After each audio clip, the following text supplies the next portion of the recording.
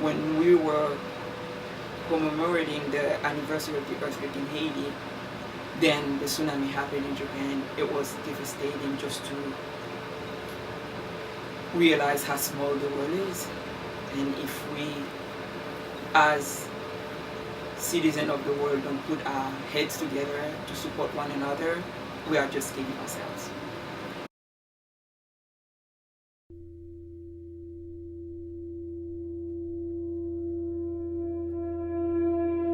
My childhood in Haiti wasn't something that I really remember properly, and because I was so young when my parents, especially my dad, when my dad left the country, and he was a teacher, and it's just, in terms of school, we were in private school, and my mom was, how would I call her, a seamstress, and she was very much involved in the fashion world, well, at least in Haiti. And growing up in those private schools, at the age where I was about to realize that I was involved into, like, appliques, like stealing little pieces of fabric from my mom or hide in a closet when I was supposed to study, but just to draw, and instead of studying, until my sister discovered my little hidden studio, and she told my mom, and that was like almost the end of my art career right there.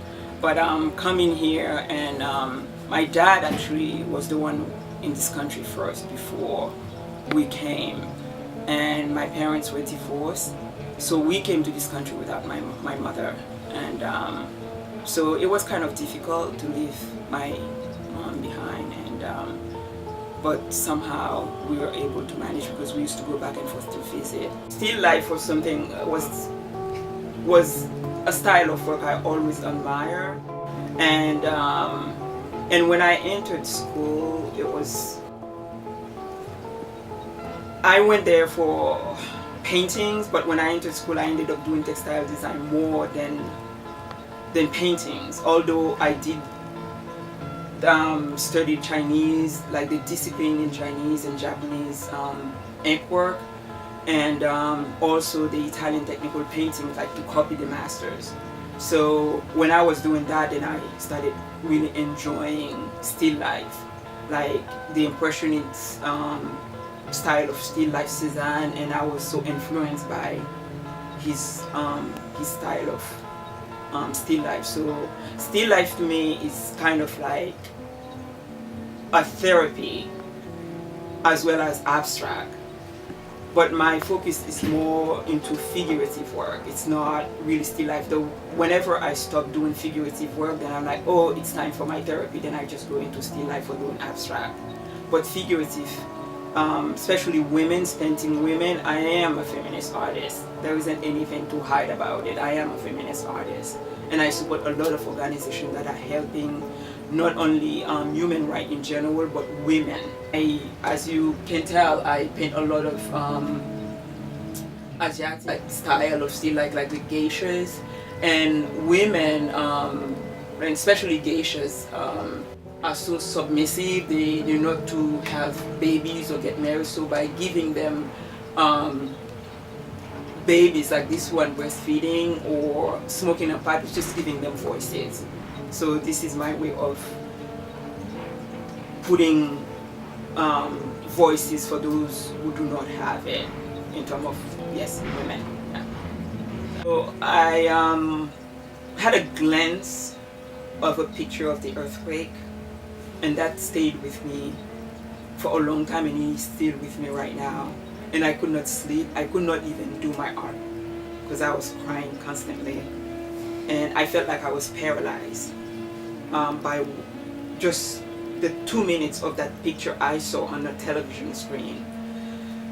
And there wasn't anything I could do. I could not paint. It was almost 3 months I could not do anything. I just felt like I was dead completely. And then it came to a point, then I just said, oh my God, I have to do something, because I cannot just let this whole thing paralyze me. And I haven't made tapestries for a long time. Then I remembered, I'm like, oh my god, I do have boxes of fabric sitting around. Why don't I just try another project instead of painting and see what happened? Then I started cutting pieces of fabric and stitch them together. And after 2 months, I was back working again because it was like a therapy. Just cutting pieces of fabric and stitch them back together and have tapestries that to commemorate the lives that got lost in the earthquake. And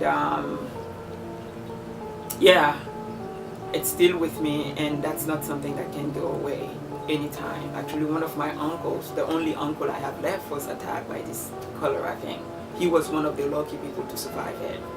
And when I heard the news, and my mom was not in Haiti, but she got the news that my uncle, the only uncle I have left, her only brother, and I already saw the fear in her eyes that she was like, oh my god, he's going to die because this thing killed people. But he was lucky that he survived it. I will not stop supporting organizations like this organization here. Yes, that's who I am, a citizen of the world, and I support any organization that are helping humans around the world. So yes, the still life, they are from my heart, and I know they are going to help, and I look forward to hear and to read more about the work that you guys are doing.